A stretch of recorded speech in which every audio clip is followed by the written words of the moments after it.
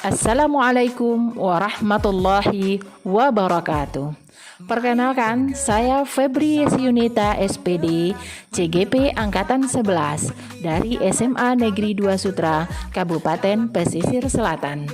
Baiklah, pada kesempatan kali ini saya akan memaparkan tugas koneksi antar materi modul 2.3 coaching untuk supervisi akademik. Perkenalkan, fasilitator saya adalah Ibu Ratna Wilis SPD Out MM dan saya sendiri calon guru penggerak Febri Yunita SPD. Kemudian pengajar praktik saya adalah Ibu Eka Maharani Putri SPD.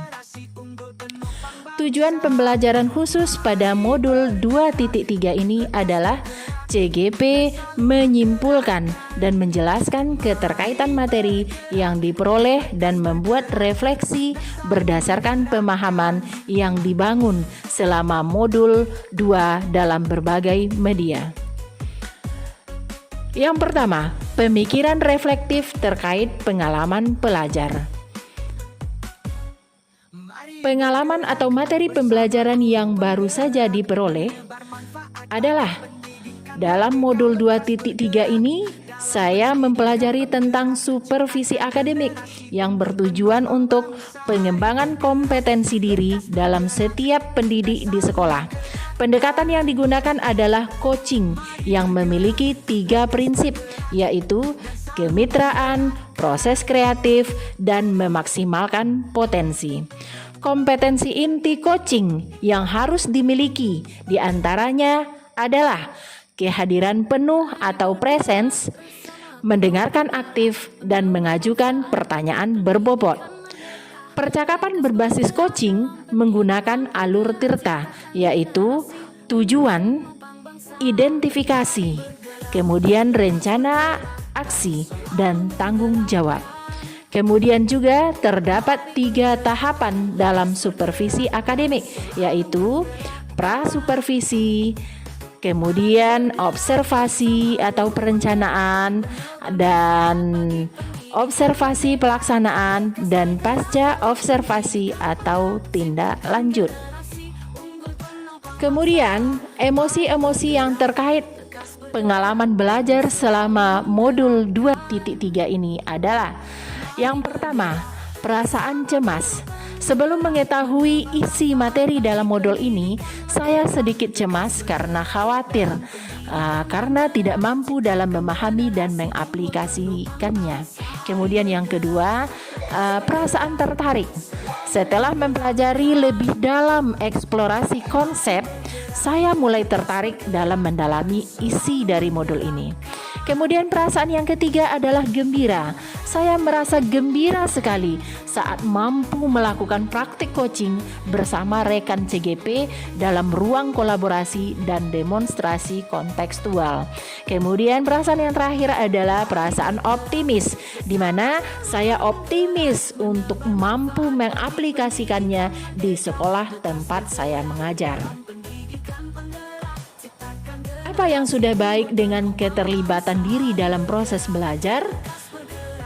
Di sini saya mampu berkolaborasi dengan rekan sesama CGP saat mempraktikkan proses coaching dengan menggunakan alur tirta dan sesuai dengan prinsip coaching dalam ruang kolaborasi dan demonstrasi kontekstual, baik berperan sebagai coach, berperan sebagai coachee, maupun saya berperan sebagai pengamat atau observasi. Kemudian pertanyaan berikutnya, apa yang perlu diperbaiki terkait dengan keterlibatan diri dalam proses belajar? Yang perlu saya perbaiki adalah kemampuan dalam mengajukan pertanyaan berbobot agar dapat menggali informasi permasalahan pada diri coachee sehingga dapat menemukan solusi atas permasalahan yang sedang dihadapi coachee. Kemudian, keterkaitan terhadap kompetensi dan kematangan diri pribadi adalah setelah saya mempelajari modul 2.3 tentang coaching untuk supervisi akademik, kompetensi saya mulai berkembang, ditandai dengan mampu mempraktikkan proses coaching dengan menggunakan alur Tirta, baik sebagai coach, sebagai coachee, maupun sebagai pengamat. Saat saya mempraktikkan proses coaching, saya harus mampu mengendalikan diri dari asumsi-asumsi pribadi dan rasa emosi sehingga muncul kematangan berpikir dan sesuai dengan prinsip coaching, yaitu kemitraan, proses kreatif, dan memaksimalkan potensi. Kemudian yang kedua adalah analisis untuk implementasi dalam konteks CGP. Memunculkan pertanyaan kritis yang berhubungan dengan konsep materi dan menggalinya lebih jauh. Kemudian pertanyaannya, bagaimana agar prinsip coaching dapat diterapkan dalam kegiatan supervisi di sekolah? Jawaban saya terhadap pertanyaan tersebut adalah prinsip coaching dapat diterapkan jika kepala sekolah memiliki pengetahuan dalam supervisi akademik dan mau mengaplikasikannya. Kegiatan supervisi jangan hanya bertujuan sebagai bagian dari penilaian guru saja, namun supervisi harus dijadikan sebagai cara untuk meningkatkan kompetensi akademik guru sehingga tidak hanya melakukan observasi kelas saja, tapi harus ada percakapan pra-observasi dan percakapan pasca observasi. Dalam percakapan pra-observasi, kepala sekolah harus mendiskusikan perencanaan yang akan dilakukan oleh guru. Sedangkan saat pasca observasi, kepala sekolah memberikan umpan balik atau tindak lanjut terkait pelaksanaan observasi kelas yang dilakukan oleh guru. Kemudian yang selanjutnya, mengolah materi yang dipelajari dengan pemikiran pribadi sehingga tergali wawasan atau insights baru. Coaching dalam supervisi akademik dapat berpengaruh dalam terwujudnya pemimpin pembelajaran yang berpihak pada murid. Pembelajaran yang berpihak pada murid adalah hal yang sangat penting untuk diterapkan dalam lingkungan sekolah. Agar dapat terwujud pembelajaran yang berpihak pada murid, maka guru harus memiliki kompetensi menjadi pemimpin pembelajaran.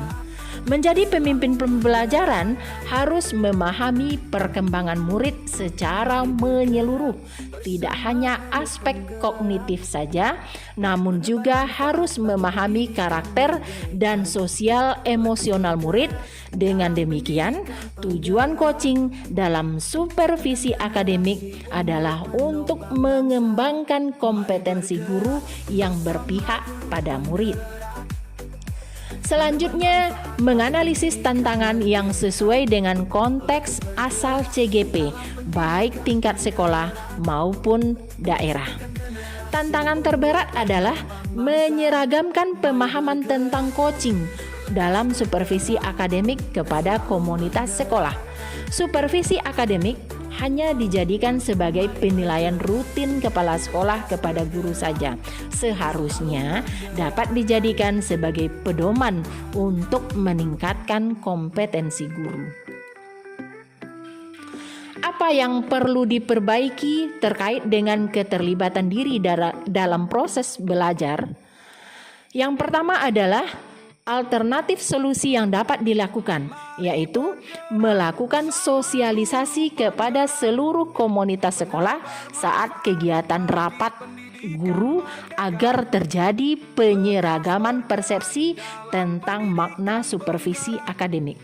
Yang kedua, solusi selanjutnya adalah dengan memberikan contoh praktik coaching dalam supervisi akademik melalui berbagai media informasi digital yang dapat diakses oleh seluruh komunitas sekolah. Kemudian yang ketiga adalah membuat keterhubungan.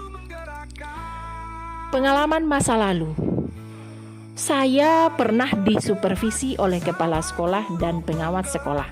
Namun, kegiatan supervisi tersebut hanyalah sebatas menjalankan kewajiban saja tanpa mengetahui makna supervisi yang sebenarnya.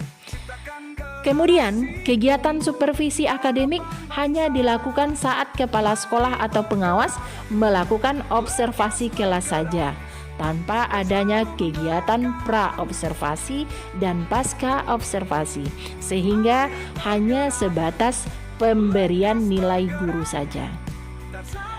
Penerapan di masa mendatang adalah ke depan, kegiatan supervisi ini harus dijadikan salah satu bagian dalam peningkatan kompetensi guru dalam bidang akademik dengan menggunakan prinsip coaching, yaitu kemitraan, proses kreatif, dan memaksimalkan potensi.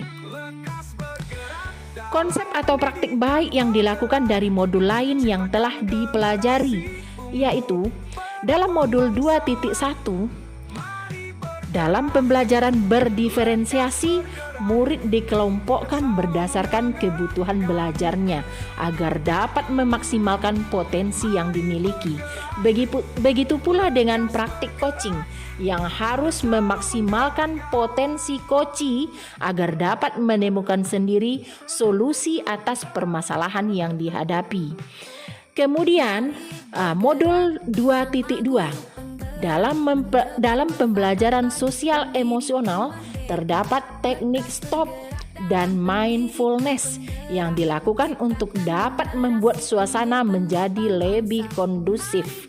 Saat melakukan coaching pun, seorang coach harus menerapkan teknik tersebut agar dapat fokus dan terwujud kehadiran penuh saat melakukan proses coaching. Ya, antara modul 2.1 dengan modul 2.2 terdapat keterkaitan dengan modul 2.3, yaitu coaching dalam supervisi akademik. Informasi yang didapat dari orang atau sumber lain di luar bahan ajar pendidikan guru penggerak. Faktor utama pelaksanaan supervisi akademik oleh kepala sekolah, yaitu kesadaran kepala sekolah akan kompetensi supervisi yang harus dijadikan semangat dan dukungan oleh para guru.